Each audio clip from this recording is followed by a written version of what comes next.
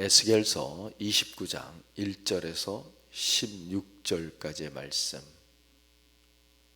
찾으셨으면 한 목소리로 같이 읽겠습니다.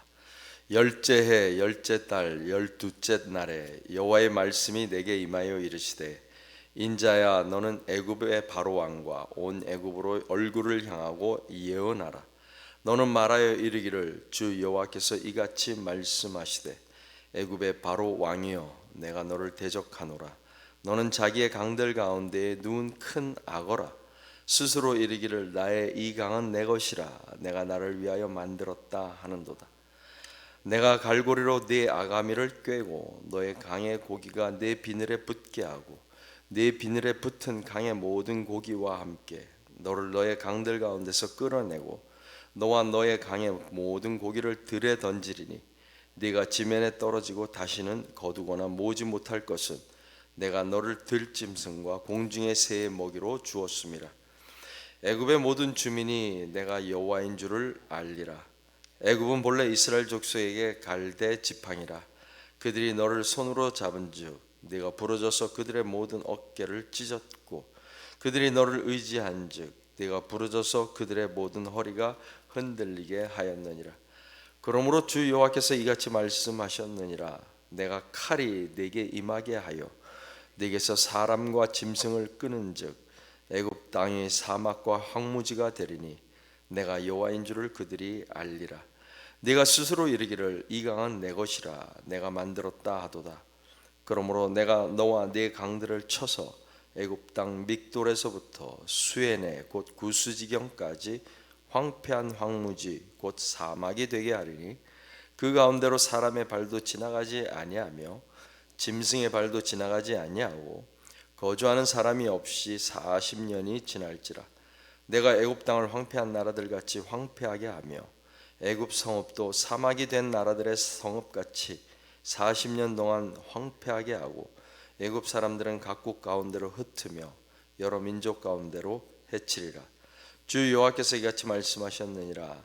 40년 끝에 내가 만민 중에 흩은 애굽 사람을 다시 모아내되 애굽에 사로잡힌 자들을 돌이켜 바드로스 땅 곧 그 고국 땅으로 돌아가게 할 것이라. 그들이 거기에서 미약한 나라가 되되 나라 가운데 지극히 미약한 나라가 되어 다시는 나라들 위에 스스로 높이지 못하리니, 내가 그들을 감하여 다시는 나라들을 다스리지 못하게 할 것임이라. 그들이 다시는 이스라엘 족속의 의지가 되지 못할 것이요, 이스라엘 족속은 돌이켜 그들을 바라보지 아니하므로 그 죄악이 기억되지 아니하리니, 내가 여호와인 줄을 그들이 알리라 하셨다 하라. 아멘.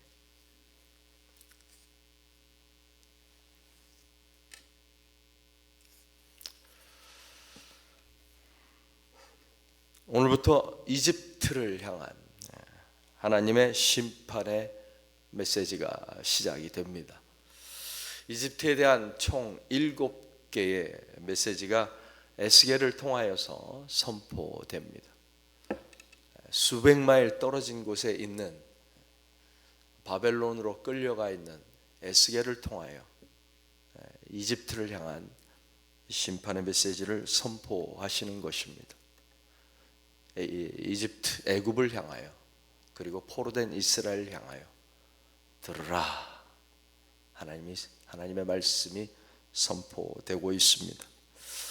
도로를 향한 하나님의 심판의 원인이 주로 경제적인 부요로 인한 교만이었다면, 이집트를 향한 가장 큰 문제는 군사력입니다.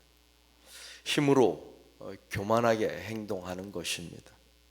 이집트의 강한 군사력과 유다 족속이 하나님을 배신한 것, 이 둘이 합쳐져서 강력한 심판의 메시지를 전달하고 있는 것입니다. 예레미야 37장에 보면 예루살렘을 침공한 바벨론의 왕 느부갓네살 왕이 시드기야라는 사람을 허수아비 왕으로 세웠습니다. 유다 족속 중에 얼마는 포로로 데려가고 얼마는 유다의 땅에 남겨둔 것입니다. 하나님께서 선지자 예레미야를 통하여서 계속해서 말씀하신 것은 바벨론의 통치를 순순히 받으라는 것입니다. 하나님께서 바벨론을 도구로 삼아 예루살렘과 유다 족속을 심판하시는 것입니다. 그러나 70년이 지나면 포로로 끌려간 사람들을 다시 돌아오게 하겠다. 예루살렘과 유다를 다시 회복하시겠다는 것이 하나님의 약속입니다. 이것을 외치고 다녔던 선지자가 예레미야입니다. 바벨론과 싸워서 승리할 수 있다라는 희망의 메시지가 아니라 항복해서 그들의 통치를 순순히 받아들이라고 했으니 조국과 민족의 반역자로 얼마나 많은 모욕과 수모를 당했겠습니까? 우리나라의 과거의 역사도 그런 것이 있지 않았습니까?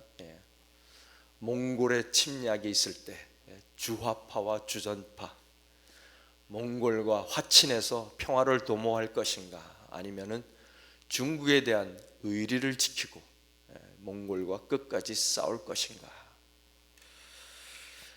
오늘 말씀은 열째해 열째 달 열두째 날에 여호와의 말씀이 에스겔에게 임한 것으로 시작됩니다. 이 날짜는 바벨론 왕 느부갓네살이 유다에 세워놓은 허수아비의 왕 시드기야가 감히 바벨론에게 반기를 든 시기입니다. 시드기야는 바벨론이 아니라 이집트를 선택합니다. 이것은 성경적으로 보면 단지 바벨론이냐 이집트냐의 문제가 아닙니다. 몽골이냐 중국이냐의 문제가 아닙니다. 우리가 미국을 섬길 것인가 아니면 중국과 친하게 지낼 것인가 하는 문제가 아닙니다. 하나님의 뜻을 정면으로 거스린 사건입니다. 하나님께서는 유다 족속이 하나님의 심판을 순순히 받아들이기를 원하셨습니다. 바벨론의 다스림을 받는 것이 하나님의 계획이고 다시 바벨론의 손에서부터 회복시키는 것이 하나님의 계획입니다. 그런데 시드기야와 유다 족속의 선택은 달랐습니다. 예레미야가 강력하게 하나님의 뜻을 전달했음에도 불구하고 오히려 선지자 예레미야를 때리고 옥에 가두었습니다. 시드기야 왕의 반역을 알게 된 느부갓네살 왕이 다시 와서 시드기야 왕을 사로잡아 가지고 눈을 빼게 하고 사슬로 결박하여서 바벨론으로 끌고 갑니다. 유다의 남은 백성들이 예레미야를 찾아와서 다시 묻습니다. 하나님의 뜻을 따르겠습니다. 하나님의 뜻이 무엇인지 우리에게 알게 하여 주십시오. 우리에게 좋든지 좋지 않든지 하나님의 말씀을 순종하겠습니다. 예레미야가 하나님의 뜻을 전달합니다. 이 땅에 남아서 바벨론 왕을 섬기라. 이집트로 내려가면 죽을 것이다. 유다 족속의 남은 자들이 예레미야의 말을 들었을까요? 안 들었을까요? 이집트로 내려갔을까요? 안 내려갔을까요? 이러한 배경을 가지고 하나님께서 이집트를 책망하시는 것입니다. 동시에 하나님의 말씀이 아니라 이집트의 군대와 병거를 믿었던 이스라엘을 책망하시는 말씀이기도 합니다. 이집트의 바로 왕과 온 애굽을 향하여 말씀하십니다. 3절, 애굽의 바로 왕이여 내가 너를 대적하노라. 하나님께서 대적하시면 세상에 어느 누가 하나님 앞에 설 수 있겠습니까? 산과 바다도 하나님의 위엄 앞에 잠잠하게 되는데 하물며 한낱 피조물인 인간에게는 재앙인 것입니다. 사실은 하나님이 대적하기 이전에 사람이 하나님을 대적하는 것입니다. 하나님이 대적하기 이전에 사람이 먼저 하나님을 대적하는 것입니다. 오늘 본문에 기록된 바로 왕의 행동이 그러합니다. 스스로 이르기를 나의 이 강은 내 것이라 내가 나를 위하여 만들었다.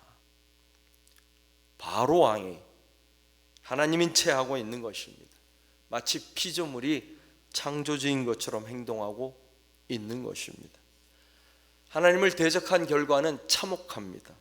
결국 드러나는 것은 애굽 왕 바로의 벌거벗겨진 모습입니다. 그리고 애굽의 모든 주민이 하나님이 여호와인 줄을 알게 되는 것입니다. 하나님께서는 유다 족속이 의지하는 애굽의 본 모습이 어떤 것인지 보여주십니다. 6절, 애굽은 본래 이스라엘 족속에게 갈대 지팡이라. 갈대 지팡이라는 말은 아무 쓸모가 없다는 것입니다. 지팡이로 쓰려면 단단해야 합니다. 갈대는 바람에 흔들리는 식물입니다. 지팡이로서는 소용이 없습니다. 이스라엘 족속이 의지하려고 하는데 의지하면 어떻게 됩니까? 이스라엘도 부러지고 이집트도 찢어지고 흔들리게 되는 것입니다. 망하게 되는 것입니다. 하나님께서는 여기에서 멈추지 않으시고 군대와 병거를 자랑하는 이집트를 사막과 황무지로 만드시겠다고 선언하십니다. 강을 만들었다라고 하는 애굽의 바로 왕을 비웃으시는 것입니다. 강을 만들 수 있는 왕이라면 하나님께서 사막과 황무지로 만들어도 다시 비옥한 땅으로 만들 수 있지 않겠습니까? 비옥한 땅에는 사람들이 모여들게 되고 거기에서 살게 될 것입니다. 하지만 하나님께서는 사람뿐만 아니라 짐승조차도 거주하지 않는 황폐한 땅으로 만드시겠다고 하십니다. 사람도 여러 민족 가운데 흩으시겠다, 해치시겠다고 말씀하시는 것입니다. 그러나 하나님께서는 또한 희망의 그루터기를 남겨두십니다. 40년 끝에 이집트 사람을 다시 모시겠다고 약속하십니다. 그들의 세력은 예전만큼은 못하지만 다시 모시겠다. 그리고 나서 16절을 말씀하십니다. 아주 재밌는 말씀이자 동시에 신학적으로도 큰 의미가 있는 구절입니다. 그들이 다시는 이스라엘 족속의 의지가 되지 못할 것이요 이스라엘 족속은 돌이켜 그들을 바라보지 아니하므로 그 죄악이 기억되지 아니하리니 내가 여호와인 줄을 그들이 알리라 하셨다 하라. 하나님께서 이집트를 낮추시는 이유가 있습니다. 심판하시는 중요한 목적이 있습니다. 더 이상 이스라엘 족속이 이집트를 바라보지 못하게 하시는 것입니다. 시선을 하나님께 돌리게 하시는 것입니다. 하나님 앞에서 군대와 마병을 자랑하다가 코가 납작해진 이집트를 더 이상 의지하지 않게 하시는 것입니다. 이집트를 의지하지 않는 것뿐만 아니라 이집트를 낮추시는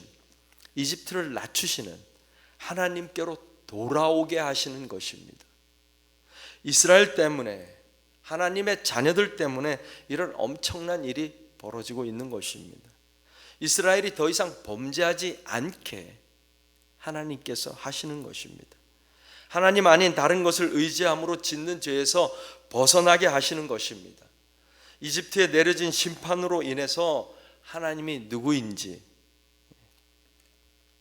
이집트 사람들뿐만 아니라 하나님의 백성들도 깨닫게 하시는 것입니다. 우리는 종종 착각합니다. 나의 믿음이 좋아서 하나님을 잘 섬긴다고 오해합니다. 나의 의지가 강해서 한눈 팔지 않고 하나님만 바라본다고 착각합니다. 나의 열심이 대단해서 새벽기도도 열심히 나오고 주일도 또 봉사도 헌금도 열심히 한다고 착각합니다. 그런데 오늘 16절 말씀을 보면 하나님께서 자기 백성을 만들어 가시는 것입니다. 하나님의 자녀로 훈련시키시고 키워 가시는 것입니다. 하나님 말고 다른 것을 의지하려고 할 때 아예 치워버리시는 것입니다. 나만 바라봐, 나만 집중해, 너는 나의 자녀야. 마치 부모가 어린 자녀를 키우듯이. 이것이 우리를 향한 하나님의 은혜입니다. 넘어질까 봐, 두려워하여 오던 길로 되돌아갈까 봐 감당할 수 없는 장애물들을 치워주시는 하나님의 은혜, 사람이 감당할 시험을 주시고 감당하지 못할 시험당함을 허락하지 아니하시는 우리 하나님, 또한 피할 길을 내시는 우리 아버지. 그러므로 오늘 우리는 기도하는 것입니다.